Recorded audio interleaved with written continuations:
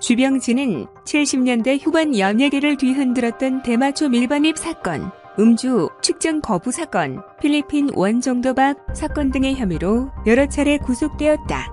하지만 그 많은 사건 중에서도 주병진을 가장 나락으로 떨어뜨린 건 강민지 꽃뱀 성추문 사건이다.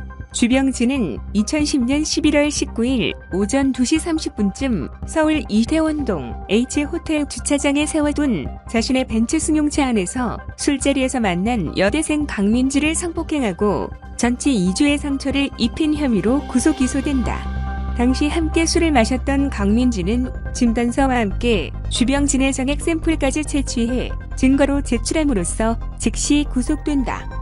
구속된 주병진은 당시 자신의 차가 주차된 위치는 사람들이 많이 다니는 호텔의 현관이었으며 또한 강민지는 스스로 차 뒷좌석에 탔고 합의하에 성관계를 가졌다고 주장한다.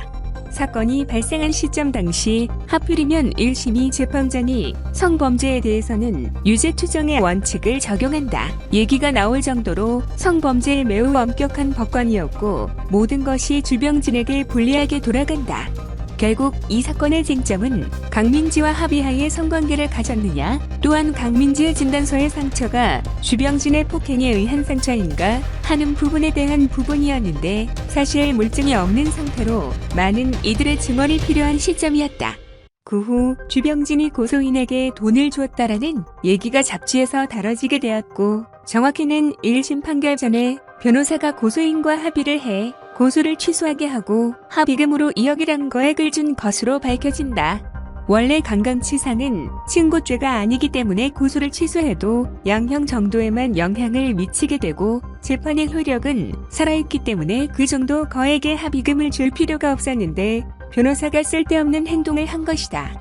오히려 이러한 거액의 합의금이 주병진의 강간치상을 더욱 확실시하는 심증이 되었고 결국 1심에서 징역 2년 6개월, 집행유예 4년 선고를 받는다.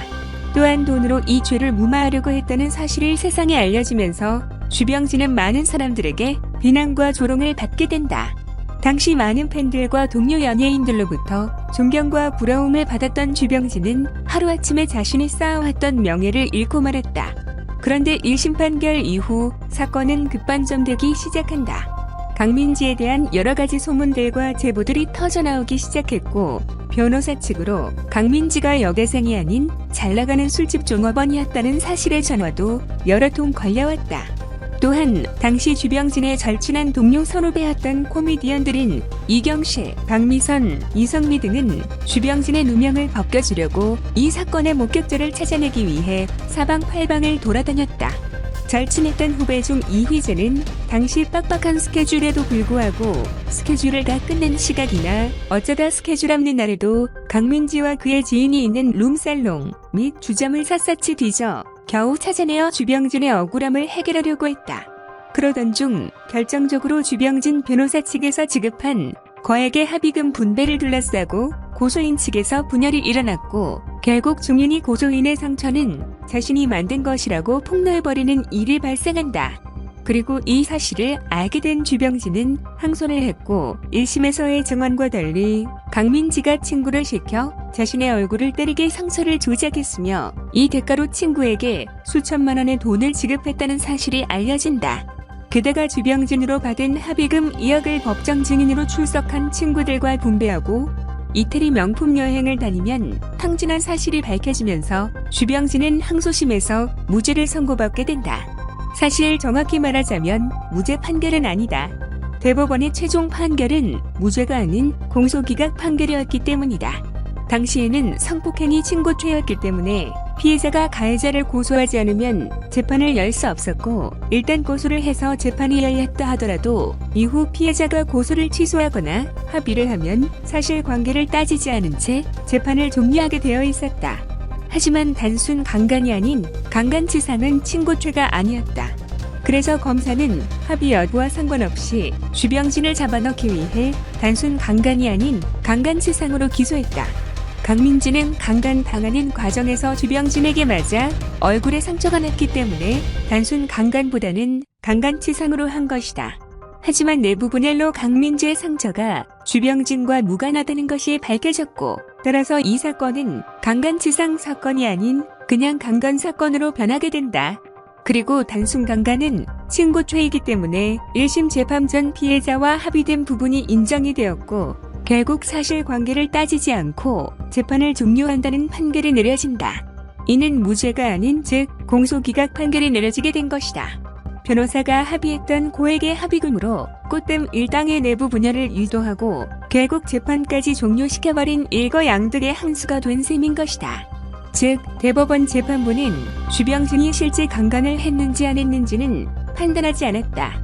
강간을 했든 안 했든 피해자가 유효한 고소 취소를 했으니 사실관계는 따지지 않고 그냥 재판을 종료한다고 했을 뿐이다.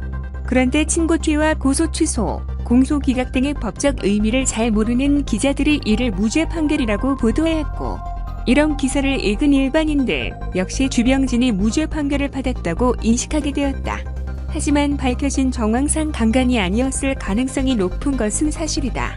그 후 무죄 취지의 판결을 받은 주병진은 2002년 7월 19일 자신을 고소한 여대생을 비록 방송사 PD, 잡지사 기자, 의사, 경찰관 등 8명을 상대로 명예훼손 혐의로 고소했다.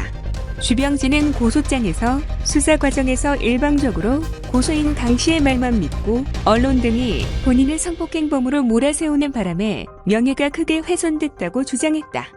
그리고 12월 6일 자신을 고소한 여대생과 당시 이를 보도한 모방송사 등 4개 언론사와 취재기자 등을 상대로 모두 20억 원의 손해배상 청구 소송을 서울지법에 냈다. 주병진을 고소한 여대생은 2003년 6월 지명 수배되었으나 향후 행방에 대해서는 언론에 더 이상 보도되지 않았다. 그리고 최종 소송 끝에 2007년 6월 대법원 2부는 주병진이 2000년 성폭행 혐의 사건과 관련해 자신을 고소했던 여성 강모 씨를 상대로 낸 손해배상 청구 소송에서 피고는 원고에게 정신적 고통에 따른 위자료 1억 원을 지급하라고 판결한 원심을 확정했다. 여담으로 이때 주병진의 변호를 맡아 주병진이 꽃뱀에게 당한 피해자임을 입증해 공소기각 판결을 이끌어내고 아울러 주병진의 명예까지 회복시켜준 변호사는 현재에도 연예계에서 매우 유명해져 이후 연예인들이 문제가 생겼을 때 단골로 찾아가는 변호사가 되었다.